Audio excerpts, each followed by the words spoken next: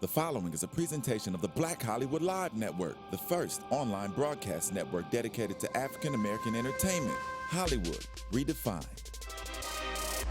From Los Angeles, California, presented by Maria Menounos and streaming live thanks to Akamai Technologies, this is Black Hollywood Live, the Black Tea Party, featuring weekly discussions on political news and current affairs.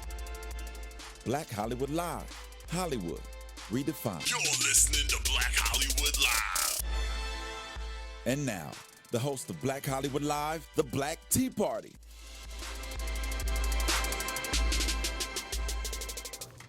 Music? No? Yeah? No, no Okay, music. guess no music. Hey guys, oh there we go. Hey! Gotta have the Marvin Gaye. It's a thing now.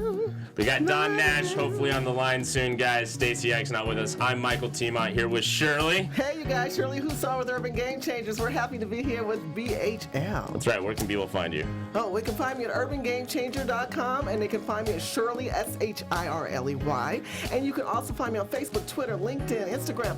Come to me. I want to be with you. Thank you. All right, and you can catch me at Michael Timont, MIHKELTEEMANT on Twitter, Michael J. Timont on Instagram, and MichaelTimont.com. So we're going to start today. Al Jazeera just released a short video, and it's something we've been talking about for a while now, but the whole school-to-prison pipeline that seems to be happening in America. Wow, and it doesn't seem like it's going away either. Right now, we continue to see outbursts between students and police.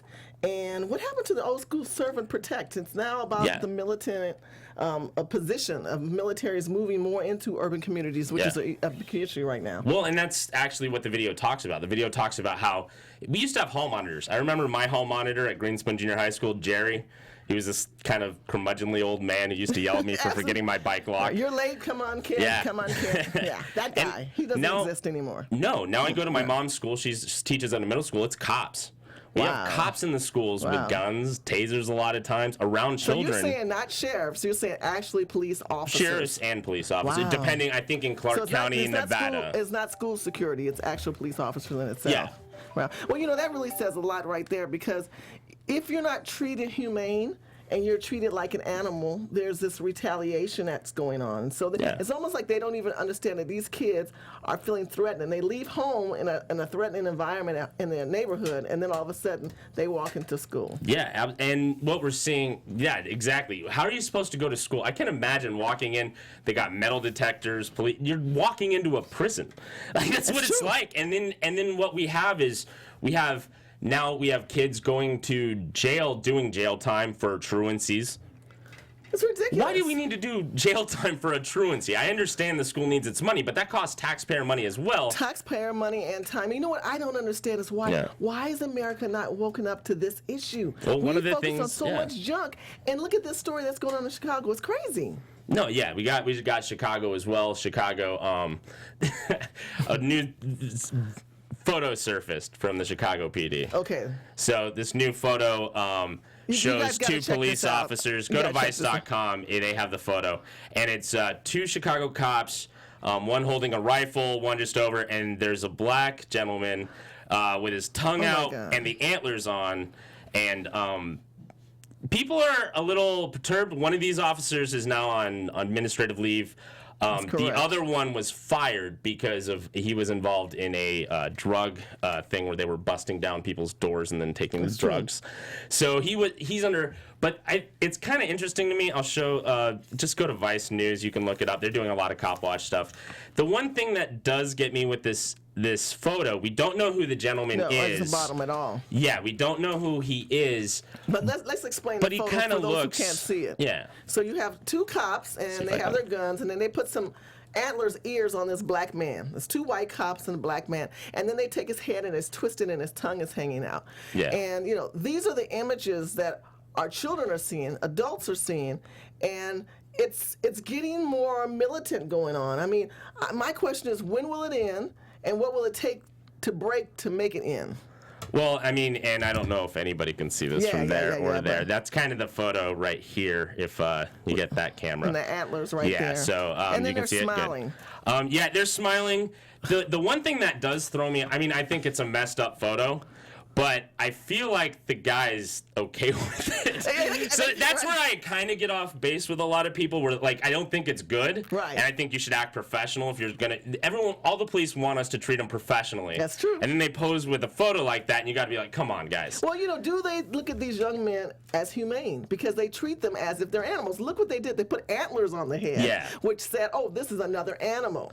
And this goes back to almost slavery. When you think of African American people, you traded them, you bred them. Yeah. Now we're in 2015. I don't know if we're moving forward with this kind of antics, and America not talking about it. Well, this happened in 2003. Just to give a little context, this photo just resurfaced out of the blue, and they don't even know exactly who sent it right now, and it seems like people did not like these guys, so they were kind of known assholes. I'm sure they're hiding somewhere. Yeah, and I mean, the one thing I do want to give is that did they just let that get off? Like, what happened that guy seemed totally okay? That's my question. Right. I want to know the other side to give a little more context, because I don't want to scream racism if he volunteered himself on the ground and twisted his head and decided to put antlers on it. If he's he's not dead. He's alive. No. I'm just saying, who's to know that might be a good close black friend of theirs and they were joking around? Yeah. Because we can't do that. We can't make these hypothetics. But I think the image is saying something to America. Fair enough. Yeah. No, it does. Mm-hmm. And they want to be treated professional, but that kind of stuff happens all the time. All the time, but doesn't it humanize them a little bit in a way that, to me, and this is the other argument for it, it makes here's cops seemingly. Let's give a slight benefit of the doubt for now. Okay. They met a teenager. Maybe they got along with them. I don't know if you ever had. I mean, I had interactions with cops where they kind of screw with you. Yes. And just for fun, and so.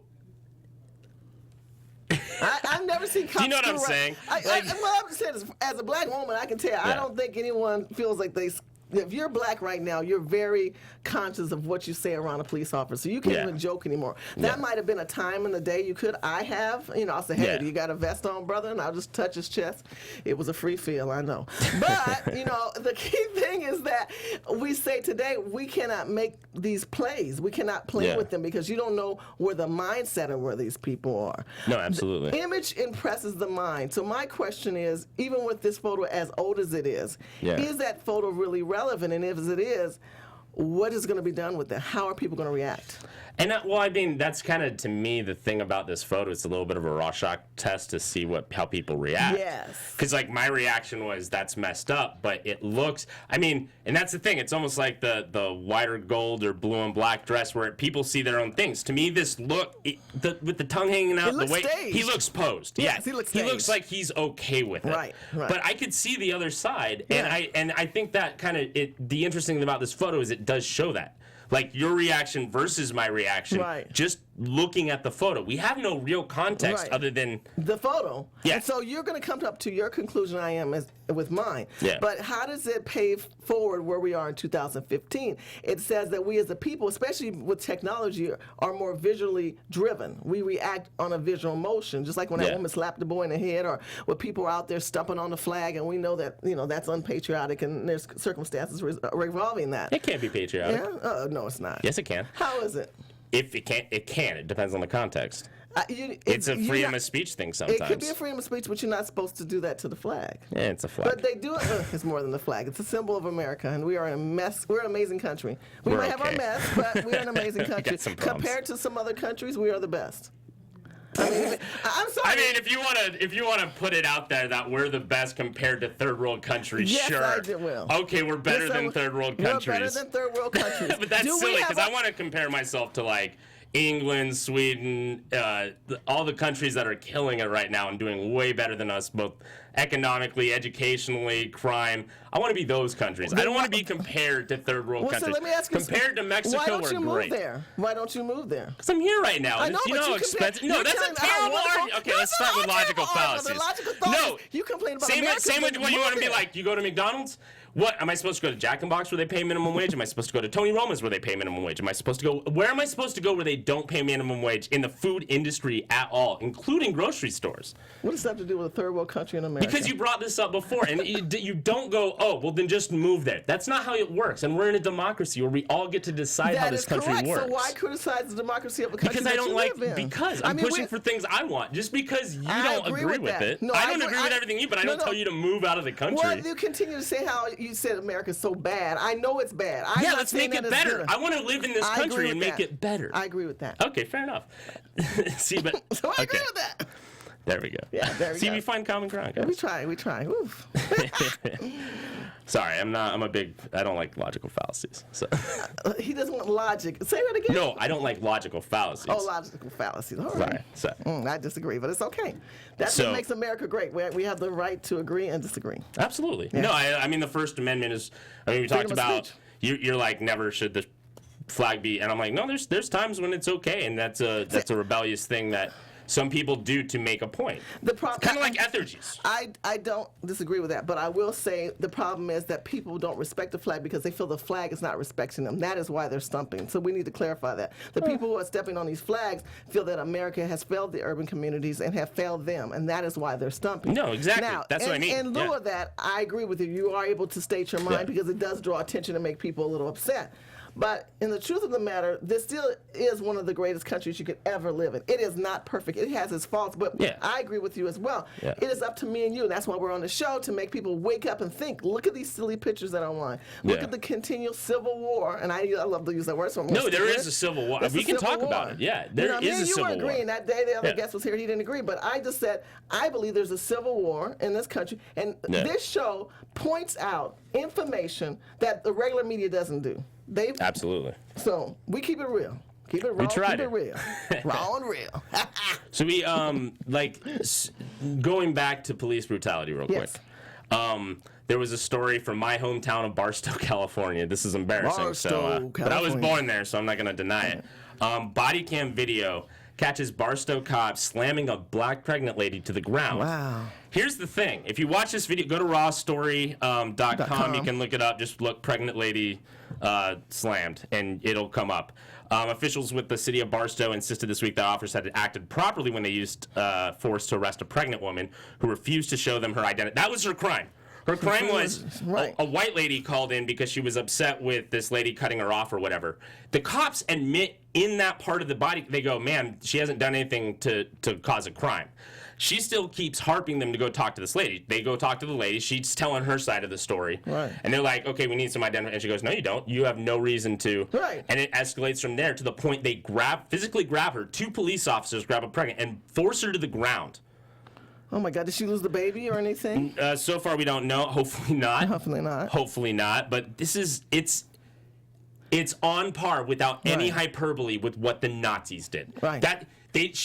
They admitted in the beginning. They admit full out. She hasn't done anything we can arrest her for. This is just your word versus hers. Right. And then because she doesn't do something they like, they force her eventually into the back of a cop car. The entire time she's screaming like, "Don't touch me! Don't touch me! I didn't do anything wrong." Here she is. And here's what the cops say. The cops say, they go, "Well, you should have done what we ask." So they gave them the right to slam her to the ground. That's bullshit. That is bullshit. You know what? We need to clarify Barstow, California. Thank God there's a body cams to prove this. Thank you. Thank you. And that's why we want more cameras on police officers. Absolutely. You know, when we look at Barstow, California compared to Los Angeles, I want you guys to know that Barstow is more of a rural community. The percentage of blacks are not that many out there. So because of the way blacks are personified and showed on television and film, and like we're talking about in online pictures, you have these redneck people. I'm sorry, they're redneck people who live in Barstow. Not all, but some. And I'm from there. I can verify and this. I lived out in the Palmdale, Lancaster area, so I know in California City, I'm well familiar with Barstow, that I can tell you that area is very rural, and they saw that black woman, and they thought, what is she here? I'm going to call the cops. So this lady acted emotional and said, you're going to do something. You're the police. You're going to do something. Yeah. And they probably didn't. She probably wasn't someone they know locally. They don't see her all the time. And they acted aggressively. Cops it started fine. This is what I don't understand. How it got, like, All she asked was, what did I do wrong? And they can't tell her anything, and they're like, we need more name. And she goes, I'm not giving you my name. No. I'm not having you arrest me because I did nothing wrong. And this is the fact. They think that they are so entitled. No, you're not entitled. We have a Constitution that protects us as well. Right. Especially if we haven't done anything wrong. But see, if the Constitution is not being enforced by the people, and we continue to elect the same elected officials, we still continue to vote for the same sheriffs and head of departments, and we don't hold them accountable. We don't unite and say, what you just did was not only wrong on the counts of the physical abuse they did to her, but the action that she had no rights to say civilly what she was being accused of, and then stand on that premise. That's the problem. Yeah, and this is when it truly escalated. She asked, "Do you have the right to get my name?" And he goes, "I have the right to ask." And she calls 911 trying to be like, do they have the, or I think it was 911. She was calling somebody, the operator or something, to see if they had the right. And that's what set them off, is someone wanting to make sure they had the right rights. Look, we're going to see more and more of this. Do you know why? Because technology has come on the forefront. They have to wear cameras. People are smarter. If they don't know it, they'll do a Siri. Siri, do I have rights? They're going to go to her and say, I'm serious. They have their little, this is your next best friend. This is like the next vibrator you want, ladies. I mean, this is the one you want to wake everybody up, and that's what that sister did. She grabbed her phone, she went to use it, and they got nervous and they act accordingly. But look, they still got caught. Why? Body cam. I hope to God she sues the hell out of them and she makes a ton of money. I hope she makes a ton of money. It's about as bad as the guy on the horse, and when they pulled him off and they were kicking him, and they didn't realize the cameras were watching. I can't believe he settled for $650,000. He settled for $650,000. That also shows you how broke people are, though. Oh, come on. That I would have pushed that. You had a clear shot. Nobody. That was like. Yeah. That was easy. But do you want something to go to court that's going to take years and you don't have the money, and now you're... This is the problem. The problem is the rich are so rich, they can buy themselves off. We have a son of Johnson & Johnson this last week was open pedophile who did less than 4 months of county time. I don't even think it was county. I think he was separated off, too. Right. So he didn't even experience actual jail. And they were like, well, he's too vital a part of the community. Bullshit. This is affluenza all over again, where rich people just buy off the courts. But isn't that life, though? We see people who do have the money able to manipulate through it, and know those people like this lady, she unfortunately, or the guy on the horse, didn't have that. But then you, like you said, why continue through the system when you say, well, I need the money now? No, exactly. Need the money now. And I know people who've taken like insurance deals. They know they could have gotten more. They probably needed more money, but like I had a buddy who was driving Lyft, and he ended up getting hurt in a car accident driving Lyft, and he couldn't wait how long it would take because he had to get his car repaired so he could work. Right. Now, and I mean, why is the system so rigged, and how do we fix it? You know, I think the key thing about fixing systems is understanding that we need to be fixed first. We have to identify that the law that are in place are not in the best interest of the people. And that also those in leadership have to respect the Constitution and the law. Obviously, in this situation with this lady, she's telling them what law is. She's telling the police, I have my rights. She was 100% right, too, by the way. She was 100% She was totally right. Yeah. But the problem is the police officer obviously didn't respect what she was saying. And they were scared because they were like, just shut up and do accordingly. They are having to adjust how they handle their situation. And that's an adjustment for them. How is it fair that a cop doesn't know the law and he's still on the force? By the way, I don't know. They didn't report any suspensions left. You mentioned that before because we talked about the educational level it takes to become a police officer. High school diploma. GED, I'm sorry. GED most of the time. So there you go. Does that make them conscious politically? Do they understand the political aspects and the ramification of what the rights are of the constituent? Do they know that? No. Or do they care? No, because I wear the badge, I have the gun, you're a loser, I'm taking you down. And there's enough of these pictures. See, can't you see how evil and crazy these people are? You're probably 9 out of 10, you're one of those people. Yeah, I think one of the major problems, too, that no one really wants to talk about, it's barely getting talked about, is the privatization of security and police force to the point where these departments rely so heavily on fines that generally get levied against. They count on those fines being not paid by poor people so that they can get federal money for throwing those poor people in jail. Absolutely. So how do we... I don't even know where to begin half the time. People are like, how do we fix it? And I go... Okay, I'll give you some points. I know there's some things we could do. Okay, let me give you one point, I believe. I believe, first of all, you have to think about what is the problem with the system. Well, we don't like how police are treating us. So we have to say, who are the police officers in our community? Do you know them by name? Do you know the police officer who patrols in your neighborhood? Is society too big to do that now? No, but people won't take the time. I will call. I live in L.A. I know the police officers patrolling my community. Okay. And then I'll even go down to the police station. Hey, I just want to say hello. I want to know who this is. I think you have the right to ask. I see just different people all the time. But I don't know how many repeat officers I've ever even seen. You have to at least know somebody or something. You have to know somebody. Most people won't. You ask me the first step. I know Officer Garcia. There you go. But that's just because he goes to 7-Eleven. Do you know who the head of the sheriff department is in your district? No, not my district. Okay. And do you know who oversees his department? That would be Rosenberg. Okay. Have you have a relationship with the Rosenberg office? No, he's awful. Okay. He's an awful politician that keeps getting reelected. So. And then why is he reelected? Because of who? But that's people. I mean, that's okay. So this is my problem. Is like we've gone back there, which takes me back to like, well, then what we really need is campaign finance reform on an epic level, like I think publicly financed elections because I think that's not grassroots enough. I agree with you. I think it would get there, but if you don't tell, if the people aren't told what the problem is, how do they know how to vote? And if you don't have enough people who are registered voters, who are educated registered voters, they'll just leave it to somebody else to vote. We got to go deeper in that. We have to tell people, you like those same judges that keep incarcerating your people? I always, people don't like seeing black people incarcerated, but there's evil judges out there that keep getting reelected. Absolutely. And you keep voting for them. There's evil sheriffs, Judge Arpeggio from Arizona, who's in a lot of legal trouble, who's, I think, $6 million in law. He runs the tent cities down near the border. Yes. And he's finally getting a lot of lawsuits where they're going to oust him for good because it finally costs them money.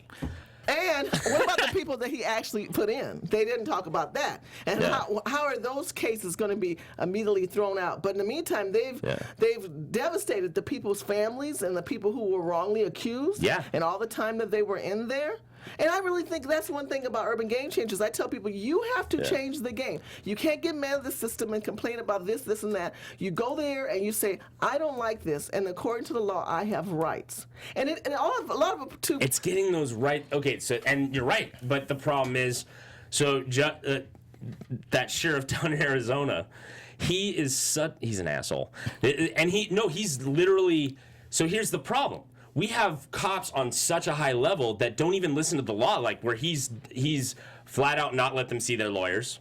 Completely illegal. They don't follow. How do we get to where we have guys that follow this?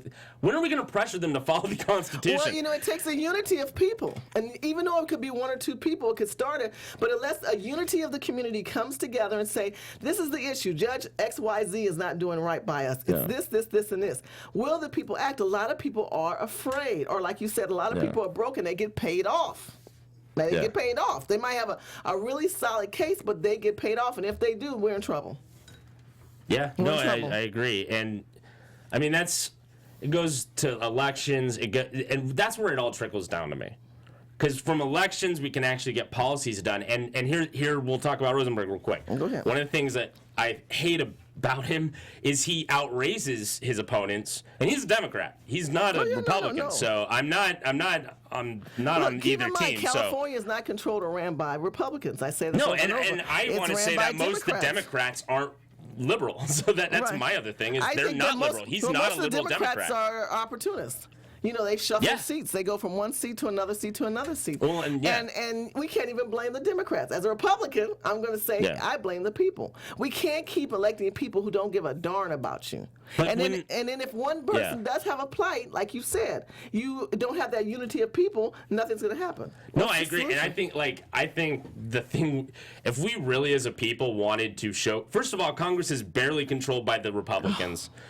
And if we, for the next election, I don't even care, and we just voted anti-incumbent across the board. Say that one more time. If we did that, vote what? Say vote anti-incumbent. Okay, say it one more time. Anti-incumbent. Do you guys know what that means? Explain what that is. That means you vote against the incumbent, no matter if you agree with him or disagree with him. Okay, so let's break it down even lower than that. Tell what the word incumbent means. Incumbent means a guy who's already been elected, who's going out for re-election. People who have been in office in this state for like 20, 30, 50 years, or it seems like that long. Yeah. But those who've been in office longer than what time frame can we say you're good before you have to go? Give them a time frame. What do you mean? If you're elected elected official and you've been in office 10 years, is that too long and we know you're not good? Or what would you say? I'm a little mixed on term limits, which is weird. Because there's pros and cons to each side. Is 20 years long enough? 20 years? Here's what you're talking about, though. This is the flip side that Republicans argue with me, and I've kind of conceded, is say you have like, if they're 20 years in, let's say Mitch McConnell. He's, 24 years, I think, right? Yeah. He's a long time in. Yeah. Don't like him at all. A lot of Republicans I know don't like him at all, but in Kentucky, he does provide jobs, so they keep voting him in because they vote for special, money interest. Right. But he also outspends his opponents about 9-1 or 10-1. Right. Well, it's the same thing with Maxine Waters. I mean, that's what I mean. Is like if we really want, they talk about, you get a chance to take our jobs away every election. Right.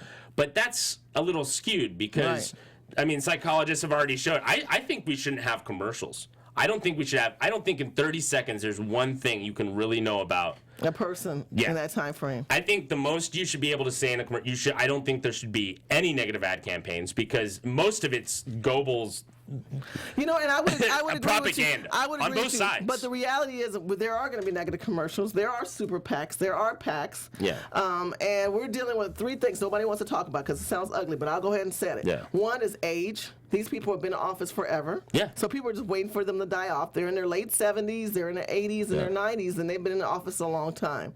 And the second thing is that because they've been in office so long, the world is changing with technology and emails and trends and social media, and they don't understand how people are able to be more educated.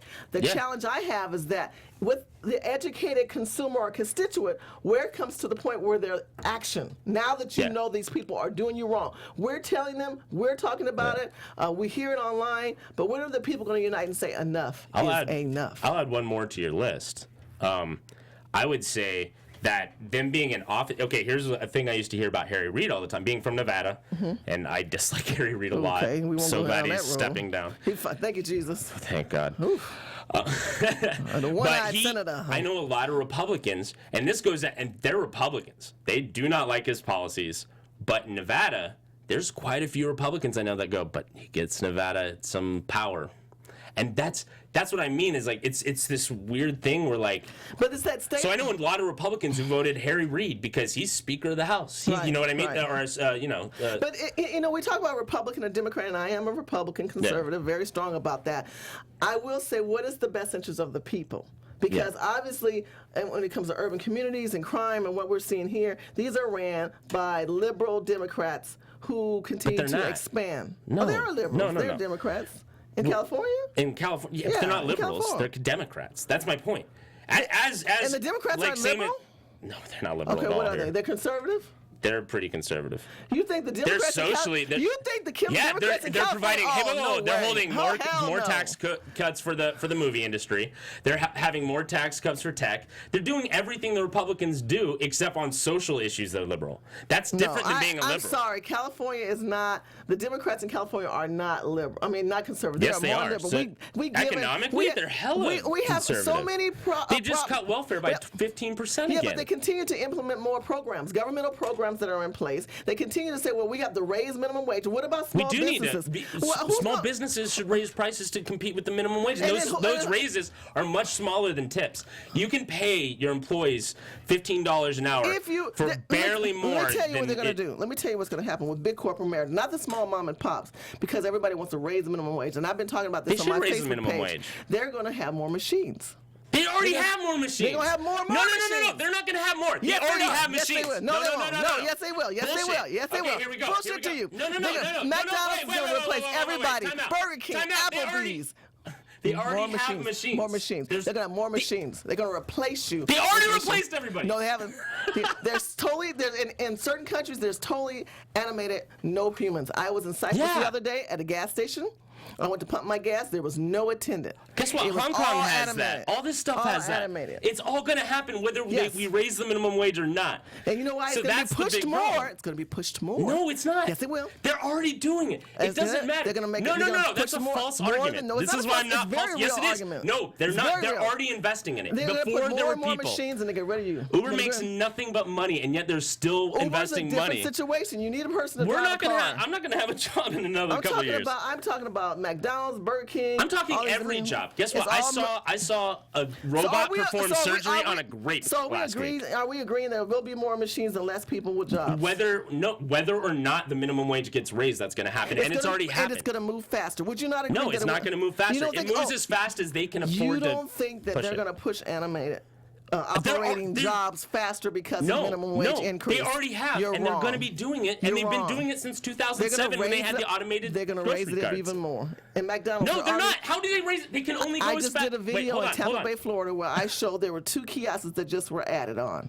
In and McDonald's. Before they ever announced that they were going to raise the minimum wages, there's one at the Jack in the Box down the street from my house. I know that everyone's talking about the ones now at Jack in the Box. I'm telling you, they're going to push it more because they're going to feel that they have the right to do it. Does that make it right for everyone? They're going to use it as an excuse. That doesn't mean that's what they're doing. Let me ask you this: That's an excuse. Do you that's think not it's fair fact. that if you have no skills, that you no shouldn't education? Have a job? No, I didn't say that. Let me finish my thought. Do you think it's fair when you have no skills and you're not trying to find another way to better yourself educational-wise through because trade? Because you're in a realm of poverty where you work 80 hours a week at 2 jobs? Do you feel that they have the right to have a higher increase to somebody who has skills in a trade? Do you know the average It is a skill. No. The average person gets about 3% increase in raises. Yeah, right now, and they get none, and they haven't had any since 1991. Okay, and then some people... They've had 0 raises since 1991. Some people during the crisis didn't get any either. You understand that? When the market crashed, they were thankful to have a job. Oh, the rich people lost some not money. Rich, I'm talking sorry, about middle-class people. America. My bad. Middle-class Americans who work for aerospace companies were delayed from any increase of their salary. So they were told, if you want to increase, you can go work somewhere else. Otherwise, you're happy to have a job. So now the economy got a little better. So you can live in utter slavery, poverty? I'm making is, you can have machines come take your job. The point I'm making is you have no skill. You go to McDonald's and you push pictures and you want $15 an hour. You don't even. If someone needs to be there. Even add when they give you this money back. No. They look at a piece of paper that says, wait. give me $11.50 and then you give it back. $15 an hour, you should be able to make a living wherever you live. Everything else will be raised. Your rent will be raised. That's not how it works. Your food will be raised. This is false. Because other people want to get their food. I am so right on the money, and you are on. This is all Republican lies. You're selling by yourself, my brother. No, I am. I'm sailing on the side of right. This has nothing to be a Republican. Yeah, then you would be a Republican. No, I wouldn't. I was a Republican. I learned what facts are. Okay, guys, economic-wise, she's wrong, but it's okay. I'm very right economically. You cannot expect people to get an increase in salary when they don't have any trade. They have no skill. Yeah, how do you get skill when you can't go to school? Why can't you go to school? How do you go to school when Here's your school right here. Oh, my God. Go online. All right, thank go to you guys. YouTube. Learn technology. You don't need to tell you what to do. I'm telling you the answer. It's here. It's in here. She's wrong, but it's Utilize okay. it. He's off. If you want to do the old school and put 4 or 5 years in, a lot of people aren't even doing that. Go right here. Become an entrepreneur. Right. OPM, other people's money. Think it through. You don't Only need the so many system people to can lie own a to you about business. $15 an hour. That's not a lot. They're going to replace you with All a right, machine. guys. You will We're be at the end of the day. Shirley, where can they find you? Woo!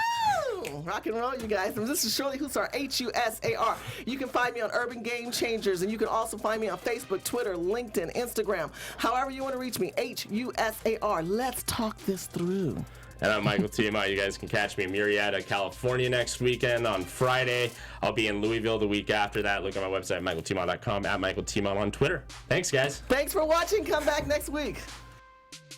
From producers Maria Menounos, Dario Kristen, Tiana Hobson, Kevin Undergaro, and the entire BHL crew, we would like to thank you for supporting Black Hollywood Live, the first online broadcast network dedicated to African American entertainment. For questions and comments, contact us at info@blackhollywoodlive.com. Like us on Facebook, tweet us, or Instagram us at BHL Online. And I'm your BHL announcer, Scipio. Instagram me at Planet Scipio. Thank you for tuning in. The views expressed here are those of the host only and do not necessarily reflect the views of BHL or its owners or principals.